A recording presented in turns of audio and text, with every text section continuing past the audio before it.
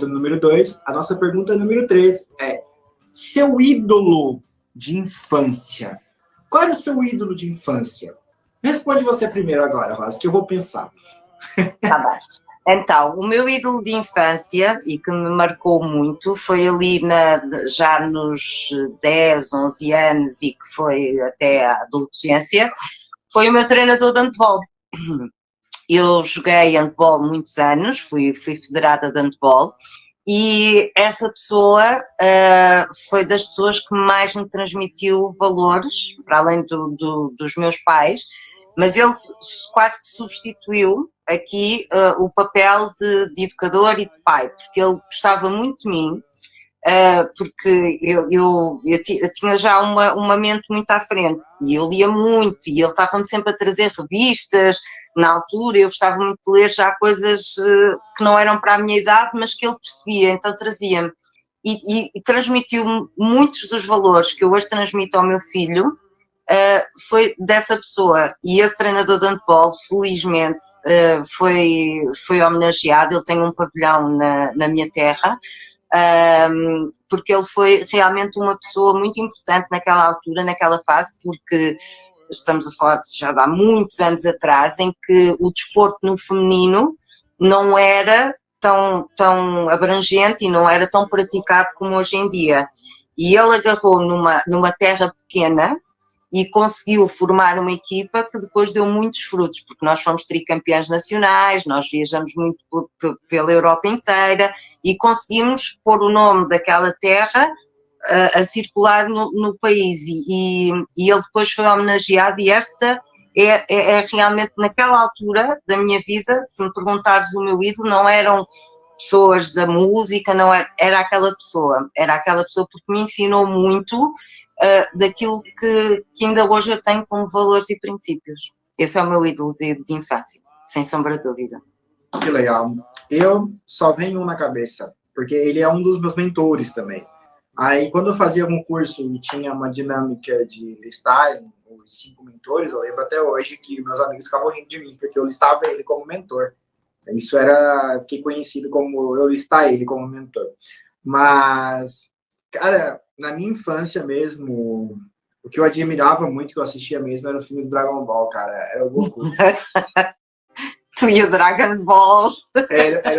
Tipo, eu achava muito massa o comportamento, se você analisar o comportamento dele, a atitude dele, o que ele faz, enfim, tudo mesmo. Lá na minha infância, o meu ídolo de infância era o Goku. Dragon Ball Z, era o Goku mesmo. E é legal você fazer isso, porque, ok, você identificou o seu ídolo de infância, você identificou. O que você vai fazer agora? Você vai pegar esse seu ídolo de infância e você vai anotar todas as qualidades dele.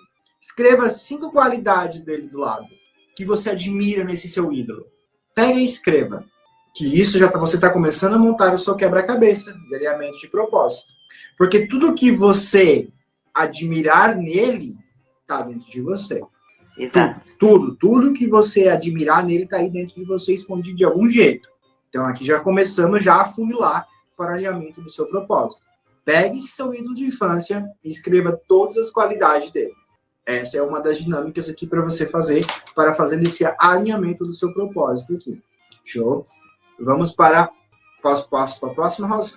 Uhum. A próxima é a matéria favorita no colégio. O que é que mais gostavas e o que é que menos gostavas?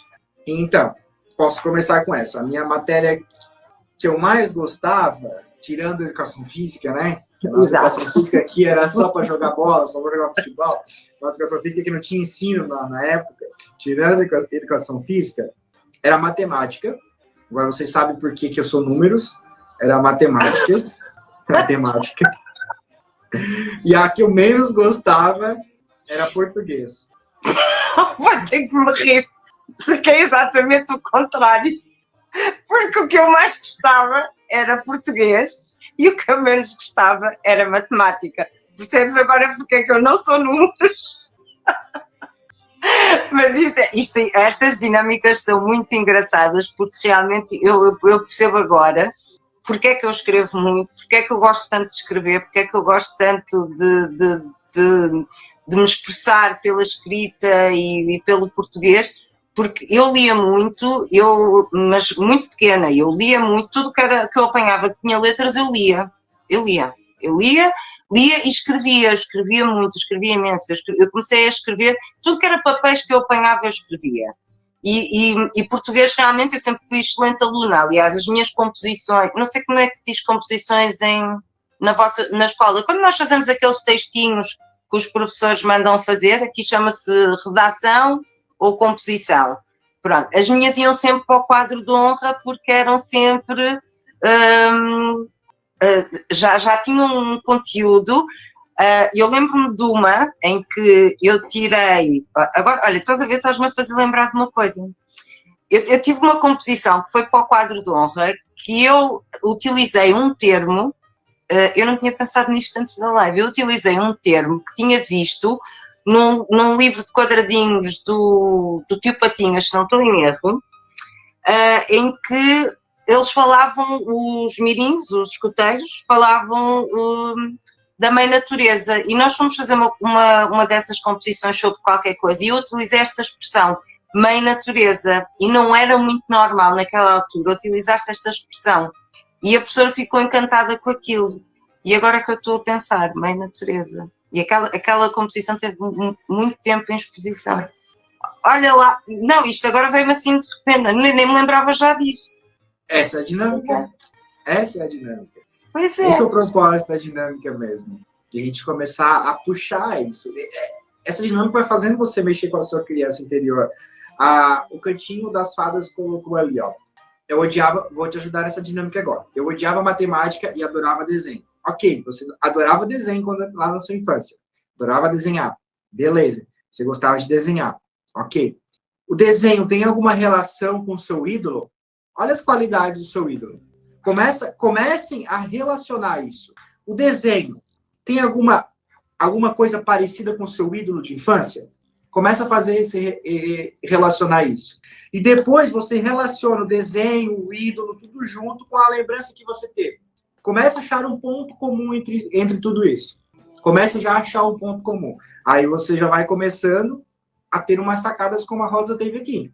Como eu tive aqui. Ó, por isso que na minha infância, eu gostava de matemática. Por isso que hoje eu gosto de números. Eu gosto de analisar alguns números, ver alguns números, separar as minhas pastas, organizar as minhas pastas aqui por números. Porque eu gosto de números. Se eu gostasse de português, eu ia separar as pastas por letra alfabética. A, B, C, D.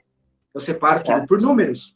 Porque eu gosto. Então, tudo isso você vai identificando já as suas habilidades em alinhar.